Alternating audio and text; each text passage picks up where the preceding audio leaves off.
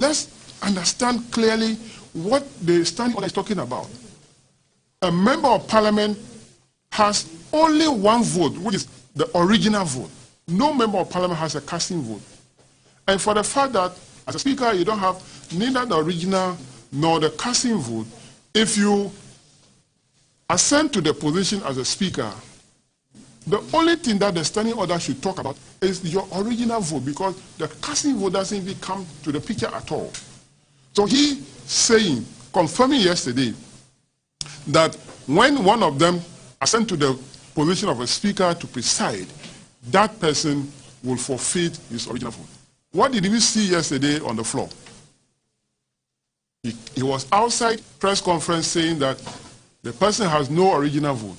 But when we went to the floor, the speaker, the first deputy speaker, Honorable Joseph Osewusu, now says that he will cast his vote.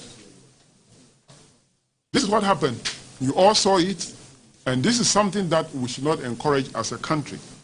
Now, he was asking what were the reasons for the speaker's absence. As I explained earlier on, the speaker is going through a medical treatment. He needs to obey the instruction of his doctors. He needs to rest after going through that treatment. He cannot, for the fact that he's a speaker, you as the leaders of the majority group cannot put him through this torture, where at the end we will lose, his health will fail. So that is not the position. Now, he also talked about political or partisan design by the minority. We have not designed anything as a minority. Never.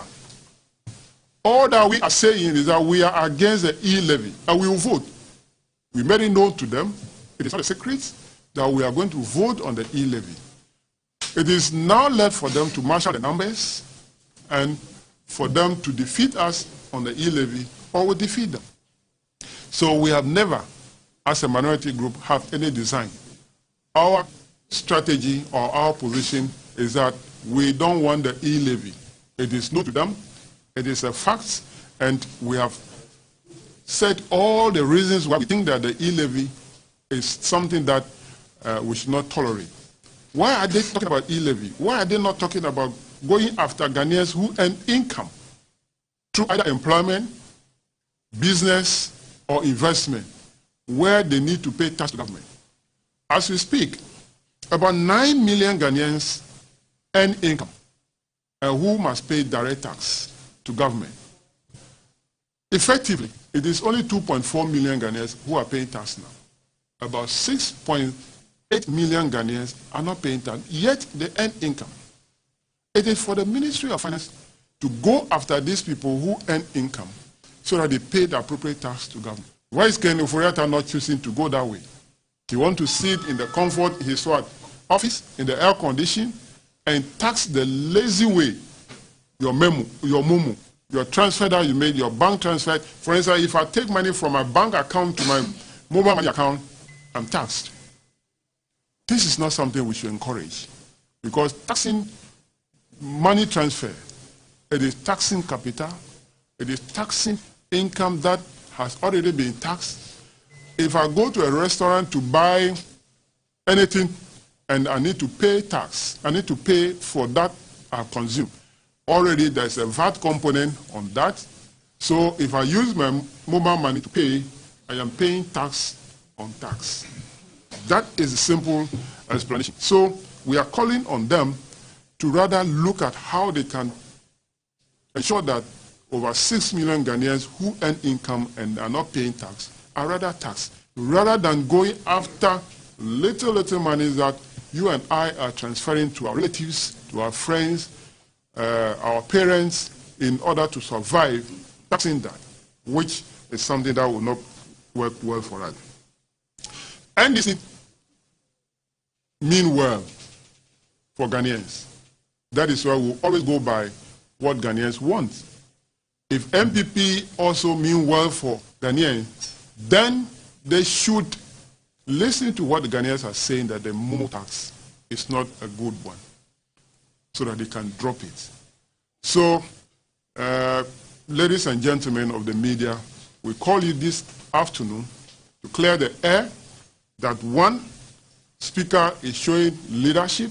There's nowhere Speaker will not show leadership, and we do not expect Afanyo Makin to go that line by saying that Speaker is not showing leadership. We also say that Speaker's absence yesterday is on health ground, not anything deliberate to frustrate the business of the House. We also say that any deputy speaker or member of parliament who are sent to the position of a speaker will lose his original, forfeit his original vote, and for that matter, Honorable Deputy Speaker yesterday had no right to say he was going to cast vote. And then also, the reasons for the Speaker's absence yesterday, again, is on health ground. So these are the reasons why we call you this afternoon, to send a message to Ghanaians that we as NDC are against the e-levy. We are not in favor of taxing capital. We are not in favor of taxing money that you and I have already been taxed. It's going to amount to double taxation. You are taxing transfers. It is not an income, and therefore don't go that way. Rather, we are offering the Ministry of Finance the opportunity to go after those over 6 million Ghanaians who earn income and are not paying taxes, to tax them so that government can rake in more revenue to take care of the needs of this country. We thank you very much for your coming. Yes. Just two quick questions. Regarding today's sitting, have the minority leaders respect from the Speaker of Parliament? Yeah, we heard from the Speaker of Parliament. The Speaker was on the way coming. So, in fact, there was even a request from him to delay the process. But looking at the events, what was happening, we thought that in order not to delay the process, probably for the majority side to change their mind again, they should come and preside an agenda house. So, Speaker was prepared to come to the House this morning. Yes. So we heard from him. Regarding the e-levy, now Parliament has adjourned. What plan is your side putting there when it comes back? Well, we said time and again that we are against the e-levy. And let's give you some historical background, probably to what happened in introduction of taxes in Ghana. In 1995, when the President Rawlings introduced the VAT in this country, it was the current president, Nana Akufo-Addo, who led a demonstration, that Kumi Preku demonstration, against the introduction of VAT.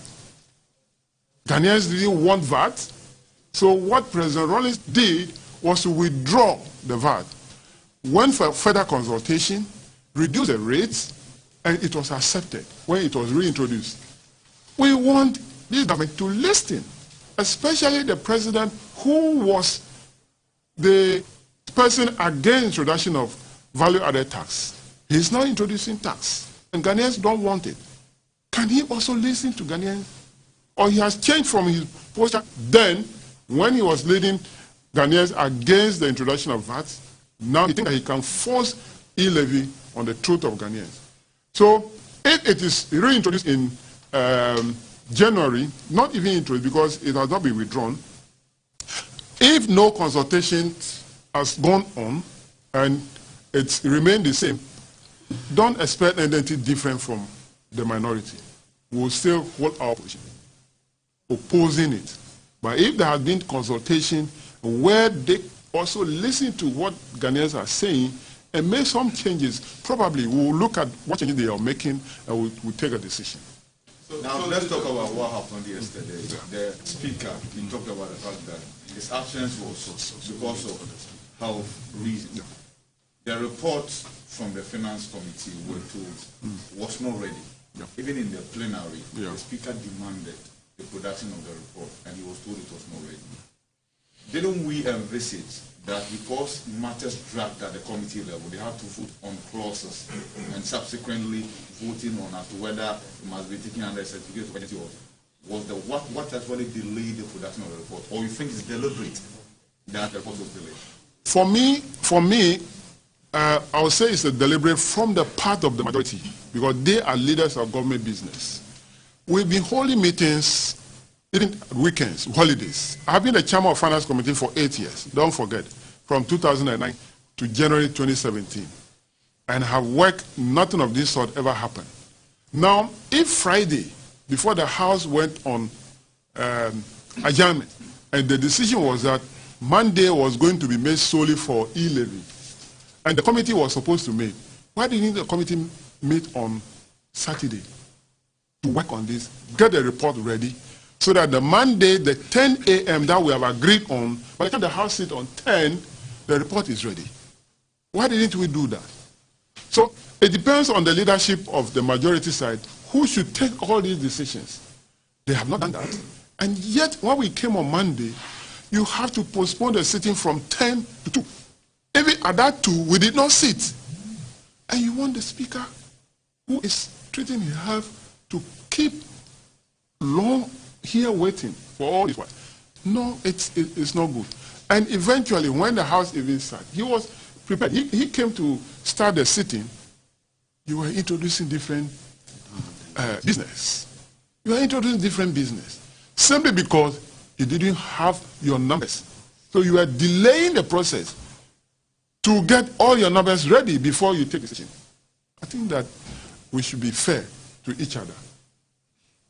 I suggest that the decision by the House to adjourn Senate up until January 18th, the Speaker is not aware of it because he has not gone into the presence of Parliament for that decision was taken. The Speaker is aware. In fact, he even said that we should delay so that he come to adjourn the House. So he's aware that the House is going to be adjourned sine die. But because, as I said, looking at the atmosphere at that time, if we do not take certain decisions or actions immediately, you know, these are our brothers from the other side. They can change their mind at any time. That is why we allow the first deputy speaker to come and preside and adjourn the House sine die. So the speaker is aware. Quick one. Yeah, like you said, looking at the room in the House today, are we likely to see United Parliament next year going? Because the number is the same, the position is the same. The reason why Ghanaians voted for a hung parliament is for us to have consensus. Not to be fighting, for us to have consensus. And in having consensus, it involves what? Negotiation. But if one side also say that, you know, we are not introducing that business. It is government that is introducing that business. And we said, no, we are against it. Government should make some concessions. Why are they insisting that after the e-levy, 1.75%, nothing, and it's like e-levy is now their savior. In fact, they are going to do Christmas with e-levy. This Christmas is also going to be called e-levy Christmas. Why is it so? They think that without e-levy, government cannot survive. Government has survived all this year without this new tax. Why are they saying that? There is one aspect we should also look at. You are going to spend 137 billion, and if you pay arrears of 1.9 and then pay the amortization of 7.9 billion, a total of 145 billion expenditure in the year 2022. And you are raising 100 billion, 100.5 billion. And you think that it is only that 6.9 billion that is going to save you as a country. We have all the time governed this country without e-levy. The effort that we should make as a country is to target the income earners and pay. One of the principles of taxation is what? The more you earn, the higher the tax you pay. There are people, about 300,000 Ghanaians are in the upper class of income. Are they paying taxes? Ken Oforiatta should focus on that rather than trying to sit in the comfort of his chair in office and say that at the end of the day, without doing anything, revenue will come from your transfer that you're making to your parents back in the village. Thank you very much. Thank you very much.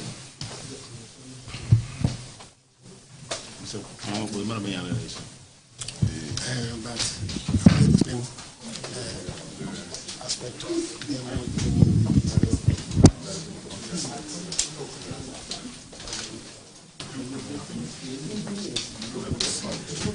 Sorry. Can I start?